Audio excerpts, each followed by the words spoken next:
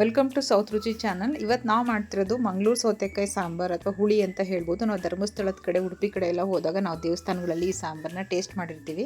So ಇವತ್ತು ಅದನ್ನು ಮಾಡೋಣ. ನಾನೊಂದು ಚಿಕ್ಕದೊಂದು ಮಂಗಳೂರು ಸೌತೆಕಾಯಿ ತೊಗೊಂಡಿದ್ದೀನಿ. ಅದನ್ನು ನಾನು ಕಟ್ ಮಾಡ್ಕೊಂಡು ಇಟ್ಕೊಂಡಿದ್ದೀನಿ. ನಿಮಗೆ ಅರ್ಧನಾದರೂ ತೊಗೋಬೋದು, ಇಲ್ಲ ಫುಲ್ ಬೇಕಾದರೆ ಫುಲ್ ಸೌತೆಕಾಯಿ ಕೂಡ ನೀವು ಕಟ್ ಮಾಡ್ಕೊಂಡು ಯೂಸ್ ಮಾಡ್ಕೋಬೋದು. ನಾನೊಂದು ಮುಕ್ಕಾಲು ಭಾಗ ತೊಗೊಂಡಿದ್ದೀನಿ. ಕಟ್ ಮಾಡ್ಕೊಂಡು ಇವಾಗ ಕುಕ್ಕರ್ಗೆ ಹಾಕ್ಕೊಳ್ತಾ ಇದ್ದೀನಿ.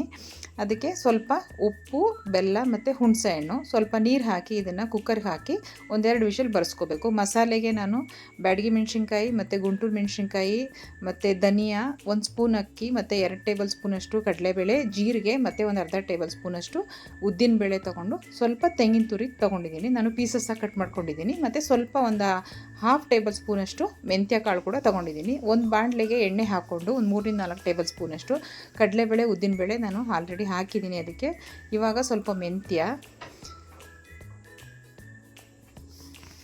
ಹಾಕ್ಕೊಂಡು ಸ್ವಲ್ಪ ಲೋ ಫ್ಲೇಮಲ್ಲಿ ಫ್ರೈ ಮಾಡ್ಕೋಬೇಕು. ಮತ್ತು ಧನಿಯಾ ಹಾಕ್ಕೊಳ್ತಾ ಇದ್ದೀನಿ. ಇವಾಗ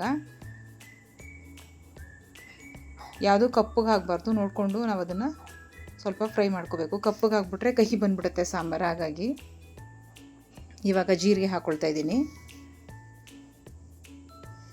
ಮೆಣಸಿನ್ಕಾಯಿ, ಇದನ್ನೆಲ್ಲ ಹಾಕ್ಕೊಂಡು ಲೈಟಾಗಿ ನಾವು ಬಿಸಿ ಮಾಡ್ಕೋಬೇಕು. ಬಿಸಿ ಮಾಡ್ಕೊಂಡು ಸ್ವಲ್ಪ ತಣ್ಣಗಾದ್ಮೇಲೆ ಇದನ್ನು ನಾನು ಮಿಕ್ಸಿ ಜಾರ್ಗೆ ಹಾಕ್ಕೊಳ್ತಾ ಇದ್ದೀನಿ. ಮಿಕ್ಸಿ ಜಾರ್ಗೆ ಹಾಕ್ಕೊಂಡು ಸ್ವಲ್ಪ ನೀರು ಹಾಕ್ಕೊಳ್ತಾನೆ ಹಾಗೆಯೇ ಪುಡಿ ಮಾಡ್ಕೊಳ್ಳಿ. ಫಸ್ಟು ತೆಂಗಿನಕಾಯಿ ಹಾಕ್ಕೊಂಡು, ಆಮೇಲೆ ಸ್ವಲ್ಪ ನೀರು ಹಾಕ್ಕೊಂಡು ಅದನ್ನು ನುಣ್ಣಗೆ ರುಬ್ಬಿಟ್ಕೋಬೇಕು. ನಂತರ ಈಗ ಬೆಂದಿರುವಂಥ ಸೌತೆಕಾಯಿ ಇರುತ್ತಲ್ಲ, ಅದನ್ನು ಕುಕ್ಕರಲ್ಲಿ ಅದನ್ನು ತೆಗೆದು ಪಾತ್ರೆಗೆ ಹಾಕಿ ಅದಕ್ಕೆ ನುಣ್ಣಗೆ ರುಬ್ಬಿರುವಂಥ ಮಸಾಲೆ ಇರುತ್ತಲ್ಲ, ಅದನ್ನು ಕೂಡ ಹಾಕ್ಕೋಬೇಕು. ಹಾಕ್ಕೊಂಡು ಕುದಿಸ್ಬೇಕು. ಒಂದು 2-3 ನಿಮಿಷ ಕುದಿಸಿದ್ರೆ ಸೌತೆಕಾಯಿ ಎಲ್ಲ ಖಾರ ಹಿಡಿದು ಬೆಳೆಯುತ್ತೆ. ಅದಾದಮೇಲೆ ಈಗ ಒಗ್ಗರಣೆಗೆ ಇಟ್ಕೋಬೇಕು. ಸ್ವಲ್ಪ ಒಂದು 2-3 ಟೇಬಲ್ ಸ್ಪೂನಷ್ಟು ಎಣ್ಣೆ ಹಾಕ್ಕೊಂಡಿದ್ದೀನಿ. ಅದಕ್ಕೆ ಸ್ವಲ್ಪ ಸಾಸಿವೆ, ಸ್ವಲ್ಪ ಹಿಂಗೆ ಹಾಕ್ಕೊಂಡಿದ್ದೀನಿ, ಗಟ್ಟಿ ಹಿಂಗು, ಮತ್ತು ಒಣಮೆಣ್ಸಿನ್ಕಾಯಿ, ಕರ್ಬೇವಿನ ಸೊಪ್ಪು ಹಾಕಿ ಒಗ್ಗರಣೆ ಹಾಕಿ ಅದಕ್ಕೆ ಹಾಕಿದ್ರೆ ಸಾಂಬಾರು ರೆಡಿ. ತುಂಬಾ ಚೆನ್ನಾಗಿರುತ್ತೆ ರೈಸ್ ಜೊತೆಗೆ.